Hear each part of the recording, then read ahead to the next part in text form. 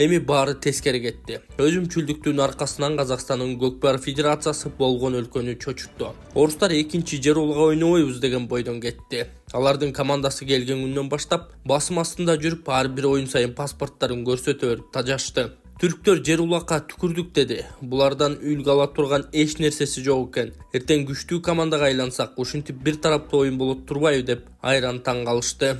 Акшылыктар мындан ары кыргыздар менен гана кызматташабыз деп кетти. Биздин Калыс Нургазы Борбиевди казак оюнчулары сабап койгонун көрүп калып, америкалыктар кайтарып жүрүшүптүр. Айтор ковбойлор башын чайкаган бойдон кетишти. Венгриянын Көкпар Федерациясы ичара саясаттын айынан 2-ге бөлүнүп атып, көчмөнгө эзели улак тартып көрбөгөн циркачтар келишти. Ал эми улакчылар азыр Кыргызстанга активдүү байланышка чыгып, эл аралык Көкбөрү ассоциациясына кошулууга ниеттерин билдирип жатышат. Өзбектин Федерациясы кимдер менен кызматташып жүргөнүн даана көрүштү. Эки оюндун финалын 12-сентябрда өзбек оюнчулары кылдаттык менен карап байкап отурушту. Жыйынтыктап айтканда, эл аралык аренада Казакстанды колдой турган Монголия эле калыптыр. Калган өлкөлөр 12-сентябрдан кийин Көкпар ассоциациясына түңүлгөн бойдон кетишти. Казакстан эми Көкпарын башка өлкөдө өткөзө албасына көзү жетти. Ошого жанталашып кече Кыргызстандын командасын 2-3 жыл дисквалификация кылабыз деп чыгышты. Бул чечим менен алар 2 жылдан кийин Кыргызстандагы дүйнөлүк көчмөндөр оюнуна келбейбиз деген белгини таштап жатышат.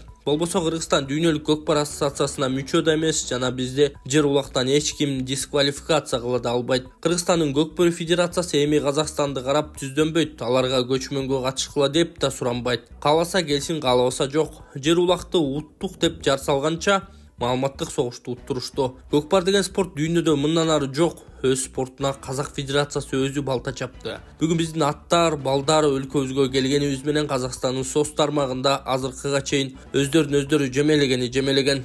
Көкбөр бул ар бир кыргыздын сезиминде, ал эми сезимдер менен ойнобош керек эле деп жазган журналист Самат